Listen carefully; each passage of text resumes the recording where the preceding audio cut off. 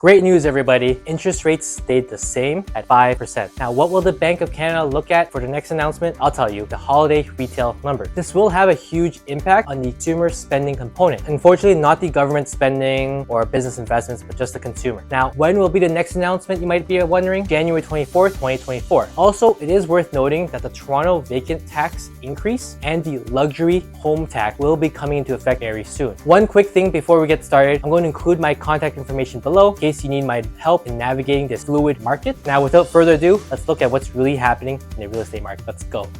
In Toronto real estate market, November 2023 figures really shows a notable shift. Sales have decreased compared to both last month and last year, reflecting a cooling trend. Active listings are also down from October, but significantly higher year over year, indicating a more varied selection for buyers. Average prices have seen a slight adjustment from last year, while the market leans towards a balanced state, with properties spending a bit more time on the market than in previous months. Focusing first on sales, detached homes witnessed 461 transactions, reflecting a 21% decrease since October, mirroring a wider trend with a 15% reduction from the previous year. Turning towards semi-detached homes, the scene is slightly steadier with 168 sales. Turning to semi-detached homes, the scene is slightly steadier with 168 sales, marking a marginal 13% dip from October and maintaining near parity with last year's figures. Townhouses saw a sharper decline with 47 sales, representing a 23% drop from October and a notable 30% fall year over year. In contrast, condo townhouses experienced a modest downturn, concluding about 93 sales, 8% less than October and 16% lower than last year. Lastly, condo apartments, the most prolific segment because there are so many condo apartments out there in Toronto, registered 825 sales, indicating a gradual 7% decrease from October and an 8% descent from last year's figures.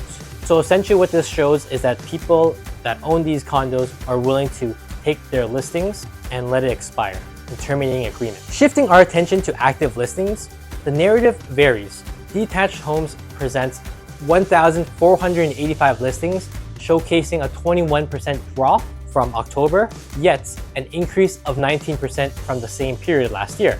Semi-detached homes with 318 listings have witnessed a significant 30% reduction since October, alongside a modest 18% rise year over year. For townhouses, the number stands at 144, indicating a 24% decrease from October and juxtaposed with a 30% increase from last November. Condo townhouses listing 488 units exhibit a slight decrease from last month and a more pronounced 58% increase compared to last year.